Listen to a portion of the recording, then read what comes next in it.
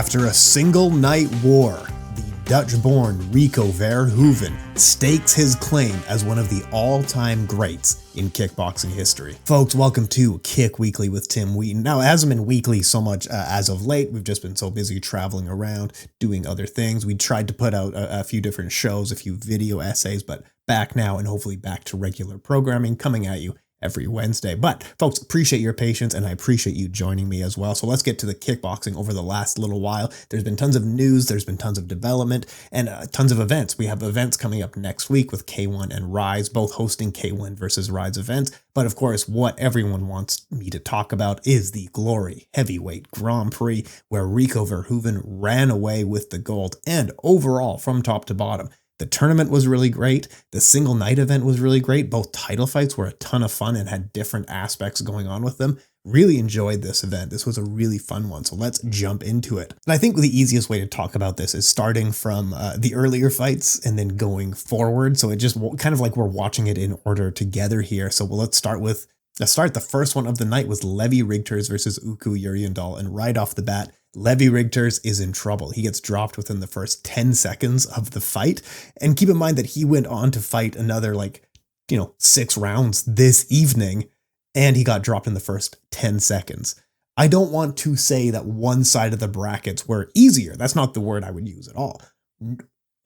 One side of the brackets were great and challenging kickboxing, while the other side of the brackets were like Valhalla. We're like Ragnarok is the more accurate term, where Levi Rigters, even in rounds that he won, he was struggling to survive, and he actually had to pretty much go to the furthest point to push his body just to survive. But, he got dropped by Uku early. He got beat up by Bahram Rajabzadeh in the next fight. And even rounds that he won were not easy, but Levi had to go through it just to survive. But yeah, he got beat up by Uku Jurjendal for a round and then came back in the second round with a massive overhand right and was able to knock out Uku Jurjendal and knock him out cold with a beautiful, beautiful overhand. And what I really like is that's not something that we've seen a lot from him before. So you can see in the areas that he was already very skilled, he seems to be getting a lot better in those same areas. And that's a very good thing to see, that he is investing in his current skills and making those a lot better. Levi, and you can really see it throughout the tournament, is he always wants to be on the front foot. He always wants to be the aggressor. If you push him back, then he's not able to use a lot of the kicks or punch kick combinations, but he always wants to be the aggressor. So Uku was able to have a lot of success just by being aggressive against him and having a massive overhand and having tons of threatening power, but absolutely beautiful overhand right from Levi Rigters. That makes it 2 knockouts in a row. His last one was via leg kicks. This one's via overhand. Absolutely awesome, but it is not an easy start for Levi Rigters in this Grand Prix. Next, Bahram Rajabzadeh, everyone's favorite fighter, my favorite fighter, the crowd's favorite fighter. Anyone watching this event came away in love with Bahram Rajabzadeh. And ever since his debut against Luis Tavares in Glory, he won a head kick knockout, and it was adding to his knockout head kick consecutive win streak that he already had going. He had like 8 fights or 6 fights in a row, all via knockout, all via head kick, knocked out Luis Tavares, won the one-night tournament to qualify for this Grand Prix. All the while, he is actually a light heavyweight. He was by far the smallest person in this tournament by weight. And he maybe gets the 2 largest, he maybe gets the 2 tallest, biggest people in the tournament, as he needs to face Tariq Osaro and Levi Rigters, and he is the smallest guy in this tournament. But Bahram, so much fun to watch. He dashes in, he's throwing hooks, he's trying to land knees from the outside, he's landing kicks and trying to land head kicks. He's an awesome, awesome fighter and a great mid-range fighter as well that you love to see, but he is always giving 100% power and trying to knock everyone's head off that he fights, and I love to see it. It's so much fun for an audience to watch. And he beat Tariq Osaro, the previous top contender, the interim champion. This was almost at the top of Tariq's career. He was supposed to be one of the finalists or favorites to reach the final, and Bahram beat him. And Bahram outpaced him, outpunched him, outkicked him, outlanded him everywhere. And yeah, I would have liked to see from Tariq using a little bit more of his size, because he is 6'8" and he tends to be more of an inside brawler. And that, you know, at heavyweight, that's okay because he's a normal sized heavyweight. So when you're an inside brawler against other massive people, that's okay.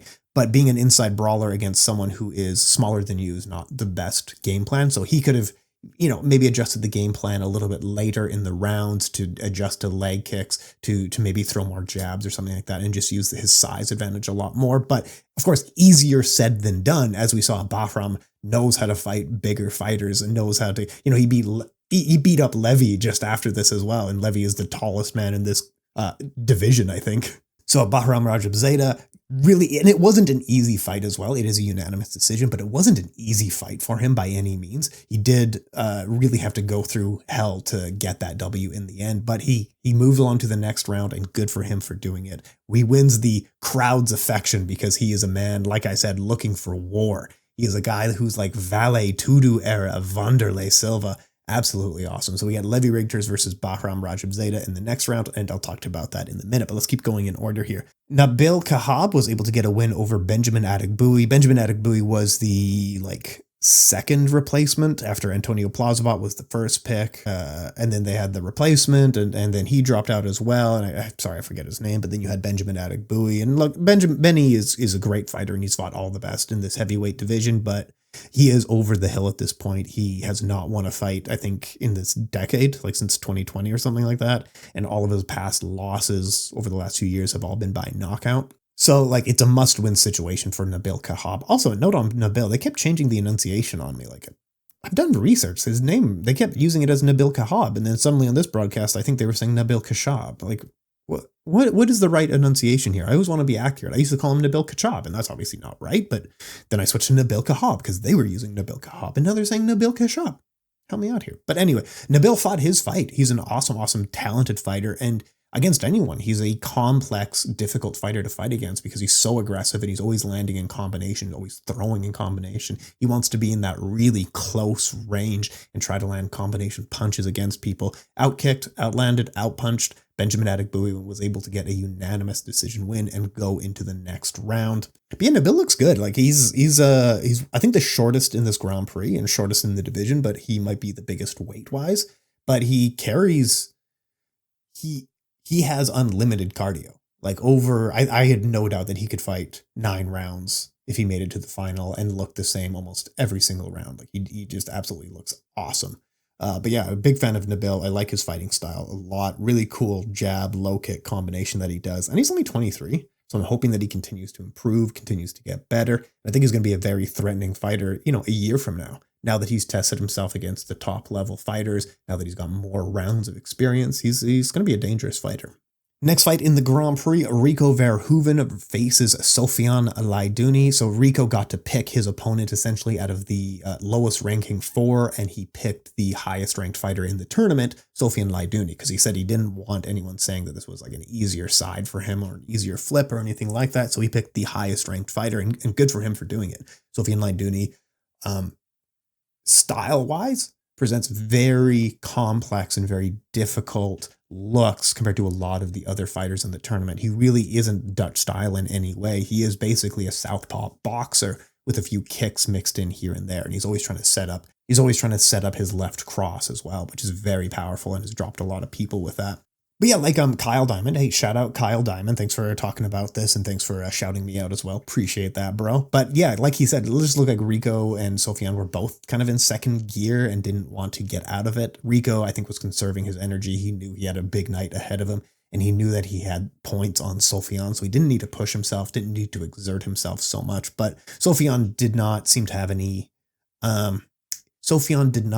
much of a game plan in terms of how he was going to beat Rico Verhoeven. He didn't have much answer for the inside leg kicks or outside leg kicks. On the inside, Rico just clamps down defensively and uses a massive clinch, and Sofian didn't seem to have much idea going on there. But yeah, Rico beat him fairly squarely and moved on to the next round. Unanimous decision win. Good for him. So he's already beat the highest ranked person in the tournament and a difficult style opponent in Sofian Laidouni. Next fight of the night was a non-tournament bout. It was a lightweight championship between Tejani Beztadi and Enrico Kell. I said before going in that this was the most important fight for Tejani Beztadi's career, as this was the toughest opponent that he has ever faced. And if that is the case, this is the best performance that Tejani has ever had in his career. This was a kickboxing masterclass. Enrico Kell is a very difficult fighter to fight against. He is extremely aggressive. He is overwhelming. He is swarming. He's always trying to corner you. And Tejani didn't just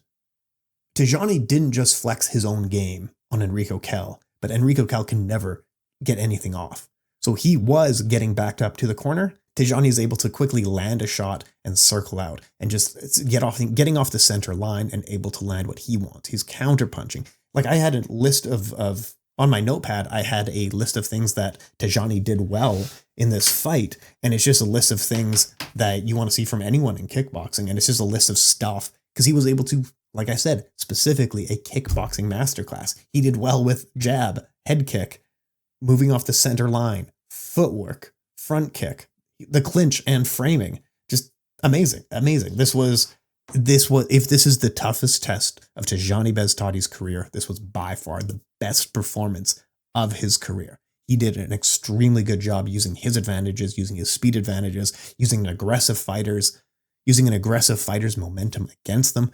And just, yeah, I'm incredibly impressed with Tejani Beztadi. Now, what's next for him? Apparently they're shutting down this division, so he has to move up into the welterweight Grand Prix. He didn't say that during the post-fight interview, but he has said it in interviews earlier this year. So yeah, we'll see. We'll see what he does. I mean, he might switch over to boxing as well, because he's been training a lot of boxing and he's kind of hinted at that as well. So yeah, we'll see. I mean, he's cleaned out this division, unless Glory's going to start signing a bunch of 155-pound fighters, which is the most competitive, which is the busiest division. Like K-1 just signed 16 guys. One has a bunch of guys in that division as well. Rise has a handful of good fighters. That's the division where every organization has a handful of very good fighters. And unless Glory's going to really shell out the money, which I can't see them doing, he's likely just going to fight the same people a few times more in the future, or has to go up to welterweight. Next fight of the night, we had the semi-final bout between Levi Rigters and Bahram Rajabzadeh. Both guys had to survive some wars just to get to this point, and then this fight was a war and a half. Levi Rigters landed some very good kicks, switch kicks. He also landed some very good switch knees to score a fair and square knockdown. I know people complained, but that was a fair knockdown. And then towards the end of the fight, Bahram was winning in the third round and was able to score a knockdown. And one of the criticisms that I've always had for Levi, and he really needs to work on this, is that his body language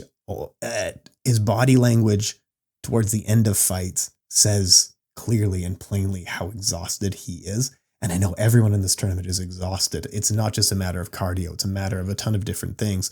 But also you can't let anyone know that you're tired, especially the judges. So he just kind of fumbles his way onto the mat.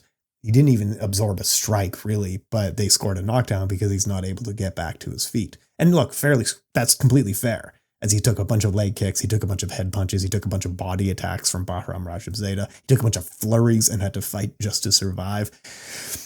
This was 3 rounds of war, and this was 3 rounds of hell. Levi Rigters won the judge's decision, quite a fair pick. And Bahram came away. This is why they gave him like fighter of the night bonus, because he fought the tallest people. He was the smallest in the tournament, and he fought a war every time out. He brings a show every time out, and he's trying to knock your head off with combination punches, with kicks, with knees, with anything that you'll give him. He is trying to knock you out. So what's the future of Bahram Rajabzadeh is that he will drop down to 205 pounds or light heavyweight, whatever you want to call it. And I'm so excited for that Grand Prix, especially with what we saw a little bit later in the night.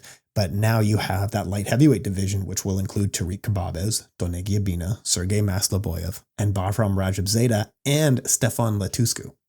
That is an amazing tournament right there. Give me those, get 2 more people in there.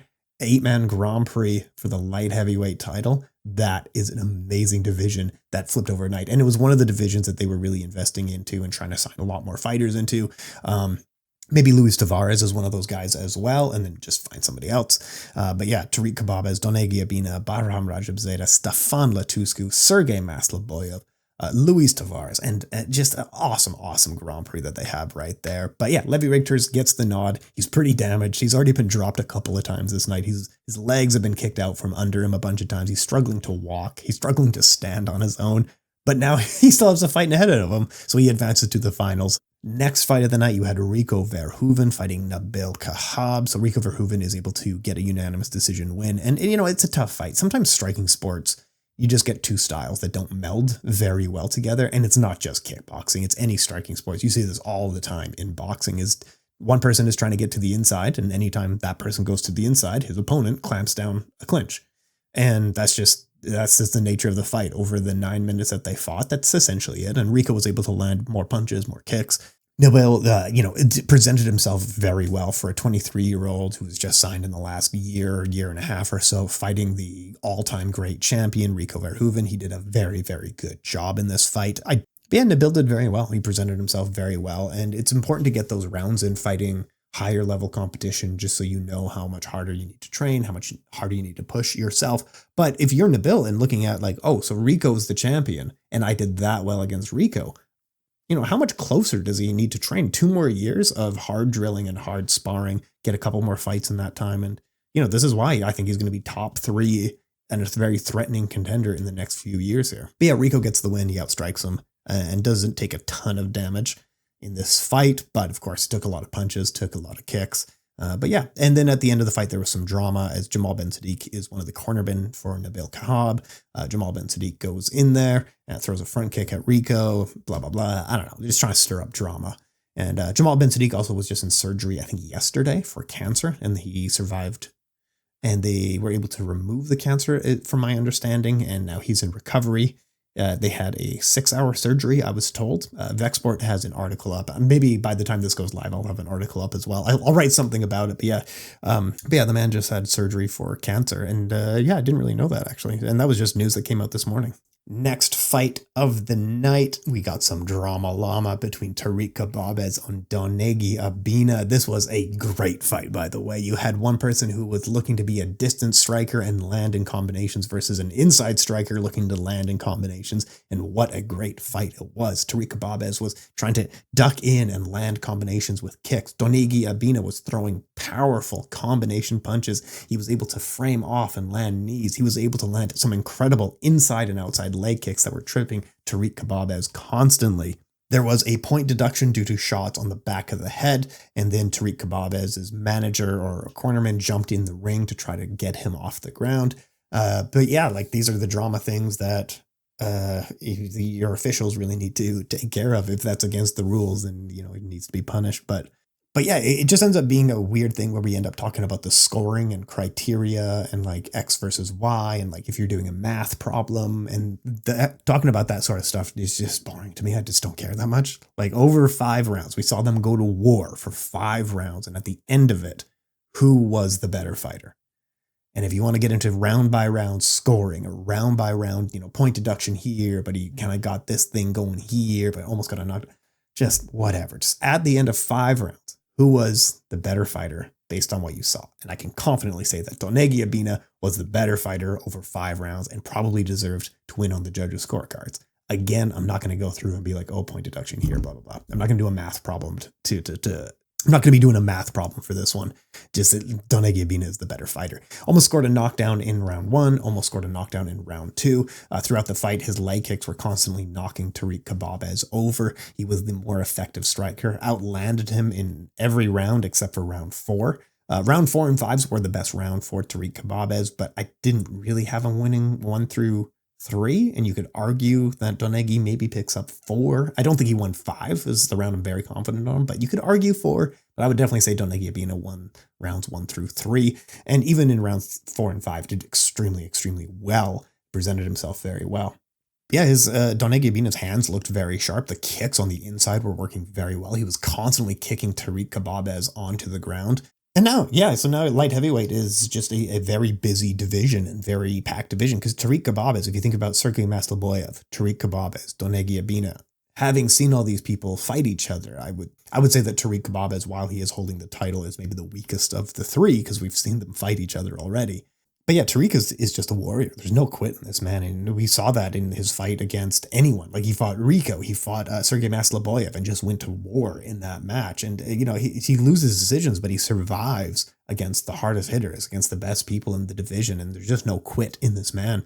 Even after losing 3 rounds unofficially, he won one of those rounds for some reason. And then after that, he just keeps pushing. He just keeps coming forward.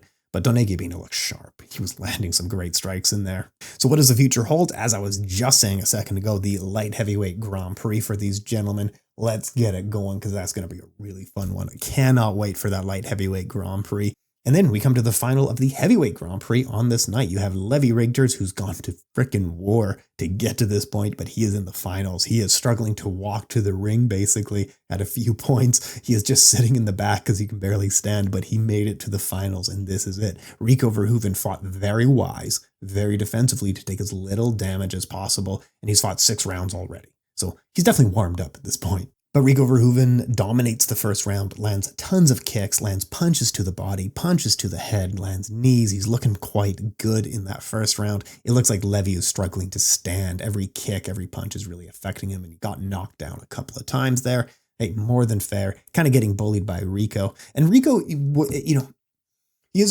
can be a very conservative striker, but when he sees openings and when he smells blood, essentially, he will absolutely finish you.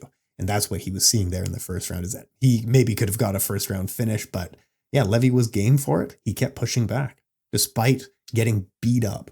Like he's fought 5 rounds already and every round was a war. And now he's fighting Rico and he's still pushing and he's still he pushed himself so far in this tournament just on sheer willpower and sheer toughness. And that's the stuff that we love about Grand Prix, is they're able to get those moments of extreme human willpower that are inspirational. Like Levi, win or lose. What an awesome Grand Prix this man had. Same with Bahram Rajabzadeh. Just should be walk away with his head held high. Despite losing, you still get your stock raised just through how well you presented yourself. And Levi Rigters now has faced the best of the best. He's faced different size opponents. He's been knocked down and got up. He's been knocked down and got up a bunch of times in this Grand Prix, and he's gone to war, and now he sees where the highest level is. He's always been a very good developing fighter. He's always been a good young fighter, but now that he's 28 and getting a little bit older, we want to see him become a great fighter, and I think this tournament really helped him out, got him lots of rounds, got him lots of experience. He's going to go back to the training room and work a lot harder. But I didn't get to the second round, and that's the funnest one. This fight was so much fun. I love this fight. But Rico gets dropped with a spinning back fist from Levi Rigters. And it is a hard one. It is a spinning back fist from hell. It's one of those spinning back fists that traveled back in time to change the timeline kind of thing.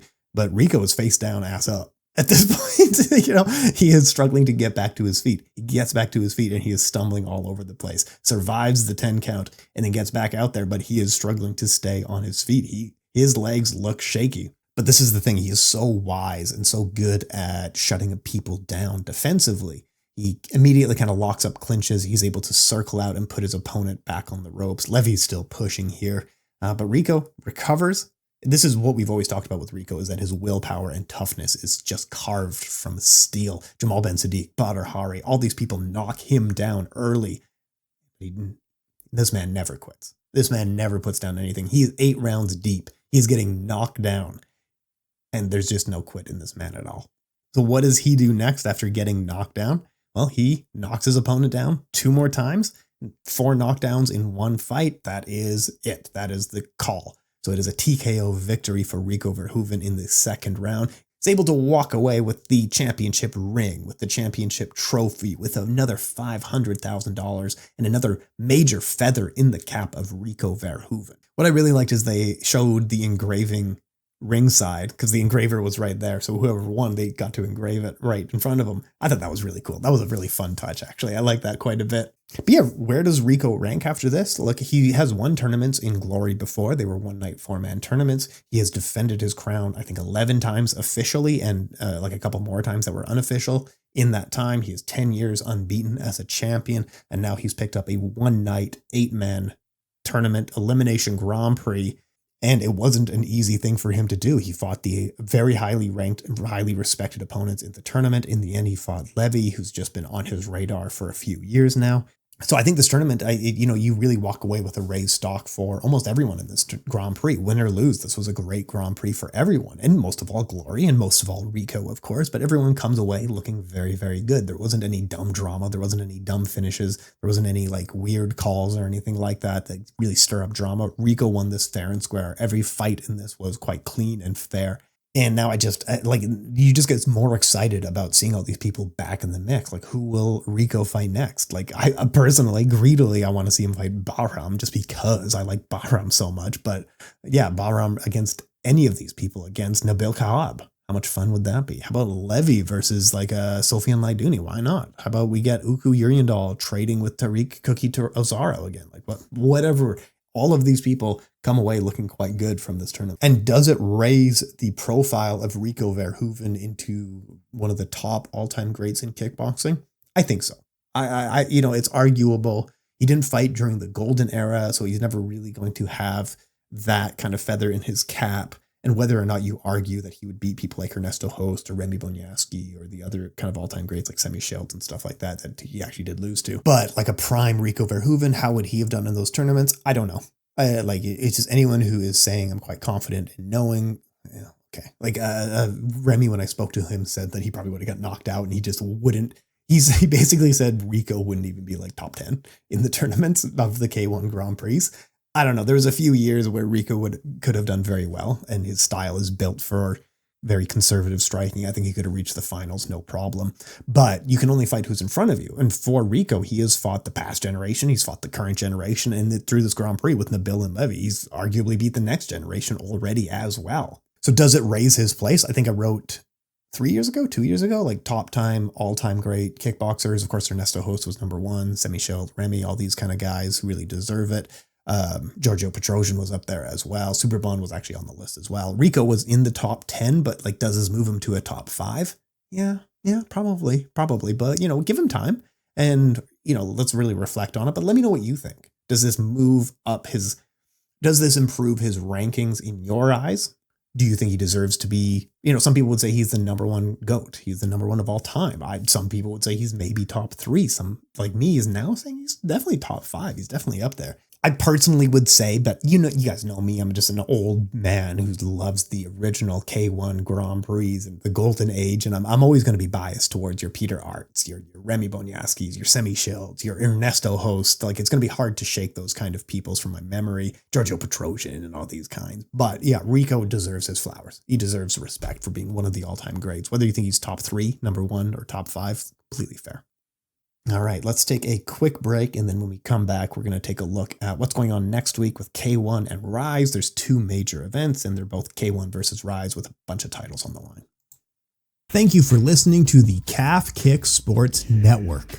Make sure to check out more interviews, highlights, and podcasts on the interview channels. Additionally, make sure to check out Calf Kick Sports on Instagram. Links for all of these will be down below. Now, back to the show. Last week, we also had one Fight Night 20 in which Fet Gijo was able to take the title off of the long-reigning Janet Todd in the atomweight kickboxing match. Fet Gijo has now defeated Janet Todd and Anissa Meksen back-to-back, and she's only 23 years old. And also in her career, she has also defeated Stamp Fairtex, but that was 10 years ago or so. So just an incredible fighter already who is making the case with these wins that maybe she is one of the all-time greats. Like if she defends this title a few more times, if she wins the Muay Thai belt, as she's been saying, you have to consider that she is one of the all-time greats in female fighting and female striking. But yeah, 23 years old, the world is just ahead of her. If she wasn't fighting Anissa Meksen or Janet Todd, she's knocking out everyone. She won a bunch of bouts in professional boxing via knockout, then switched to Muay Thai and won championship, won a bunch of fights via knockout. All of her fights in Muay Thai were won mostly by knockout. She has like an 80% knockout win rate in the atomweight division. Just incredible. Huge fan of Fedjija. Very happy to see her get the victory and get her hand raised here. Janet Todd Janet Todd with the loss of her title, she announced retirement, and great legacy that she leaves behind as well. Alicia Helen Rodriguez was able to defend her atomweight Muay Thai title against Christina Morales. Alicia Helen Rodriguez has defeated Stamp Fairtex and Janet Todd in atomweight Muay Thai. She went up in weight to challenge Smila Sundell, but struggled with the size, of course, just completely fair. And now Fedjija has called out Alicia Helen Rodriguez, saying, I want the Muay Thai titles. He might get the atomweight kickboxing champion facing the atomweight Muay Thai champion, and rather than just being some hokey crossover champion versus champion matchup, that is actually a great champion versus champion matchup. Fedjija is a Muay Thai based striker holding the kickboxing title. Alicia Helen Rodriguez has defended her crown against the best that one championship has to offer in the years that she's been with the organization. So down the line this year, it might be their next fight, but I think it will happen in this year, 2024. But Alicia Helen Rodriguez versus Fedjija for the Muay Thai atomweight crown. Awesome fight. Cannot wait to see that one. Jackie Boonton got a win as well, so awesome stuff. Very happy to see this. We had some news coming out that I guess I didn't cover or I didn't talk about or something like that, but they are changing their format a little bit, because last year they were saying that they wanted to have like regional Grand Prix where the winners would then go on to the big Grand Prix in Tokyo at the end of the year. And they're going to work with different countries. They're going to work with different promoters, work with different organizations to set up those localized Grand Prix. And they did it. So the qualifying tournaments for their year-end openweight Grand Prix will be in Bosnia and Herzegovina, the USA, Italy, and then there will be fights held in Osaka, Japan on October 5th for the already signed K-1 fighters to potentially qualify, and 3 will come from that. But yes, the only person who's already qualified was the 2023 winner, Liu Si, who won by knockout in almost every fight. And just awesome, just such a fun fighter. And he's going to fight this weekend, or we're going to talk about that in a bit. But yeah, so they're going to get 4 people, one from Bosnia-Herzegovina, the USA, one from Brazil, one from Italy. So there's 4 qualifying tournaments to get 4 people in it. And for each of these tournaments, they did work with local promoters, and that's great to see. So it's going to look like a very international tournament, because you have almost every continent, you have multiple countries, you have multiple continents being represented going into the finals. June 29th will be the Bosnia and Herzegovina one held in Sarajevo. The US tournament is on June 22nd in New York. Italy's tournament is on July 27th in Sicily, and Brazil's tournament will be on August 3rd, hosted in Curitiba, August 10th or 3rd is what I have here. That's great. Love to see it. More kickboxing, more international, more K1 Grand Prix. Absolutely love to see it. This is absolutely awesome. And then while I was also away and busy, the K1 Max announced their tournament matches and how they're going to be pairing up, and revealed a few more people for the tournament. Hiromi Wajima will take on Daryl Verdonk. That's a great fight right there. That is a great fight right there. Japan's Hiromi Wajima is the former K1 world champion in this division. Of course, a karate-based fighter, and he will face the former Infusion world champion, Daryl Verdonk, who is Dutch. Ouyang Fang, who is holding the WLF and K1 championship right now, and just an incredibly talented fighter, will take on Pascal Schroth, who is German-born, and his nickname is The German and wears the mask thing.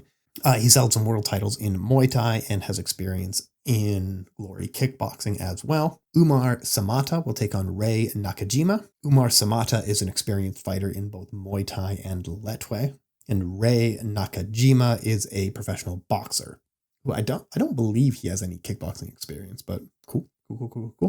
David Kiria will take on Thananchai Sitsongpinong. Now this is a great fight. So David Kiria, former Glory champion, fought and won championship at the highest levels. A little bit past his prime at this point. He's a little bit aged, but what a resume this man brings in. He's going to be the most experienced person in the tournament. He's taking on Thananchai, who is the RWS Muay Thai world champion. He's top pound for pound in Muay Thai, switching to kickboxing for this Grand Prix. So this is going to be absolutely awesome to see. He's so experienced in Muay Thai, so highly skilled. This is what we want to see. Different styles from all over the world coming together in striking tournaments. This is exactly what we want. So I'm really excited to see Thananchai against David Kiria in this fight. This is coming up, by the way, this is coming up next week. This is coming up on March 20th, which I think is Saturday or Wednesday. I really don't remember. Anyway, we'll talk more about it as we go forward here as well, but it's a really good fight. You have Zora Akapian versus Taras Hanchak. Sorry about that. Of Belarus and Armenia, Zora Okapian, who has won multiple kickboxing titles in Europe. And then you have the Ukraine's Baba Yaga Taras Hanchak. And Hanchak has held titles in Iska and Waco. Let me know about the enunciation here. Thanks, folks.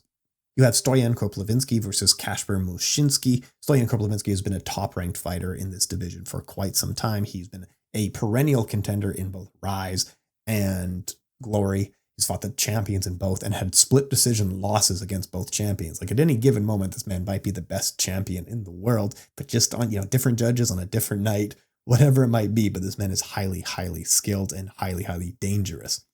Stoyan is definitely one of the ones that you should be betting on to make at least the final, if not win.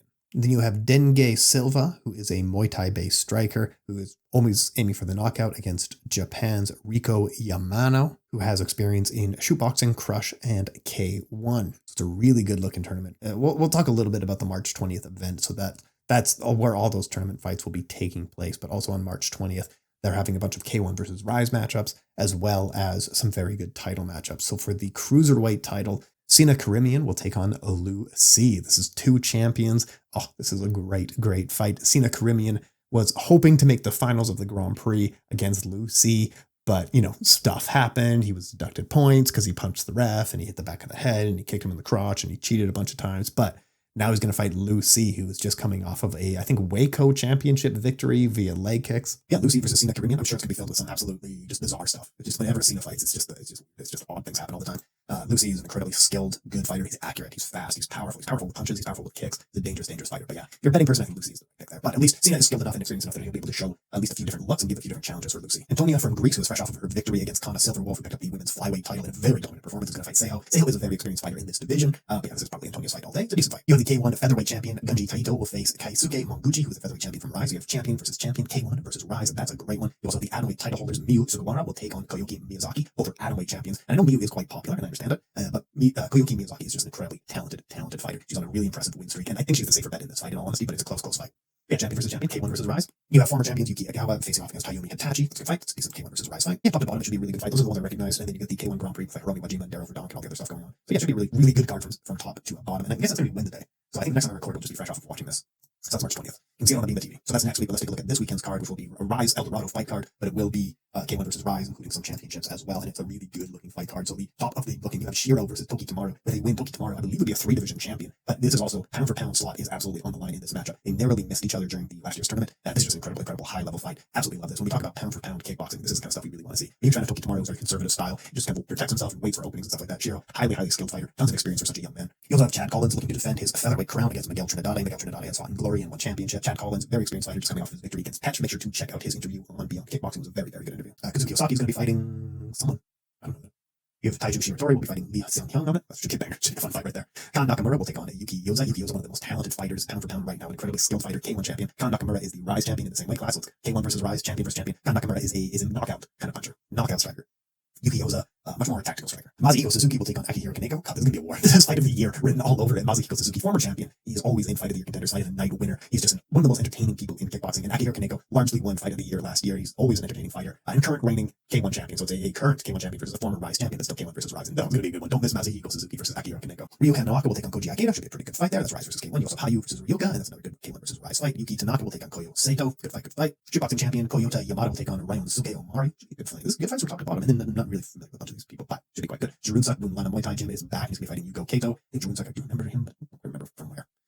I remember, yeah, anyway, doesn't matter. Anyway, I think that's it for kickboxing news for the last couple of weeks. We had some we had some Glory, we had K1 and Rise, we had K1 versus Rise coming out next week. Good stuff. I scrolled through all the news that I could to make sure I wasn't missing anything. Unfortunately, my good friend Francis Ngannou, former kickboxer, now turned boxer, and I think he did a couple things in between, but my good friend, personal friend, Francis Ngannou, he fought Anthony Joshua, former champion boxer, Olympic gold medalist, stuff like that. But yeah, so I mean, look, let's be real. That's a tough fight for Francis. Anybody likes it. Francis Ngannou's debut in boxing, he fought Tyson Fury, and I think he was able to win so many rounds and score a knockdown just because he wasn't really a boxer, but instead was using the skills that he had. And what I mean by this is that Tyson Fury would land a jab. He would land a jab. So Francis Ngannou was able to huck an overhand over that. But essentially he was getting jabbed in the face to land his own punches. And then he was beating Tyson Fury in the clinch, something that you shouldn't even be doing in boxing, but he was really outworking Tyson Fury cleanly and easily in the clinch. It wasn't close when they were on the inside. He wasn't jabbing up Tyson Fury kind of thing. He wasn't setting up with things. He was beating him on the clinch and he was beating him while he was getting jabbed. So then he fights Anthony Joshua. And you can see the confidence for him is through the roof. So against Anthony Joshua, he's not trying to really use those strengths that he has. He's trying to box with Anthony Joshua. He's throwing jabs. He's throwing jab feints. He's mixing jab from the body to the head. And against someone as experienced as Anthony Joshua, like he saw these kinds of things coming all day. You really have to serve in different looks. For things that he hasn't seen before, but Anthony Joshua was able to get a second round, very clean, very big knockout there. And then we'll see what Francis Ngannou does next. If he won, I would have thought that he would take another boxing fight against, one of the top 5 in the world or whatever it might be. but I think with a loss, he probably comes back to the PFL to fight Le Problema. Yeah, the PFL has announced its tournaments for this year. Some very good-looking fights in it. Valentin Moldavsky, Ante Delia, you have Linton Vassell in it, Terrell Fortune, Bruno Capoleza, just tons of really good names there. Going down into its technical ones, you have Phil Davis, you have Impa Kasangana, you have Sadam Boothi, Jacob Neto. Some banging fights right there. That's some good ones. Jacob Neto just picked up the European title. So a good mix of Bellator fighters versus PFL fighters. Other lightweight should be really good. Clay Collard, the Tricky Pitbull, Nabs Burnell, Brent Primus, just good stuff right there. But by far, and why I wanted to bring this up is because former kickboxing champion Dakota Ditcheva, women's flyweight is looking very good. You have Liz Carmouche, Dakota Ditcheva, Taylor Santos just defeated Valentina Shevchenko. And Denise Gilholz, of course, the former kickboxing glory fighter. So there's two major kickboxers in this women's flyweight tournament. You also have the Bellator lock, the Bellator staple, Kana Watanabe, also in this tournament. It's a really fun one. I'm going to have a close eye watching that one. Folks, I really appreciate your time. Thank you for your patience. I know we've had, Kick Weekly's been in and out. We had featured guests, and we got a documentary before that, and I missed a week there. So really thank you so much for your patience. I really appreciate anyone listening. Make sure to check out all the stuff that we have on the Calf Kick Sports channel. I'm sure you've noticed that we've had tons and tons of output in recent weeks, but we're incredibly proud of the interviews that we have put out, incredibly proud of the podcast that we have recently put out. And, honestly, we're not going to stop. Calf Kick Sports is taking over. We have the website now, calfkicksports.com. There's some really good writers working with us as well, and some good written stuff. Yeah, folks, appreciate your time for tuning in. I will be back next week to talk about Rise, K-1, and everything else going on. Folks, thank you so much for your time.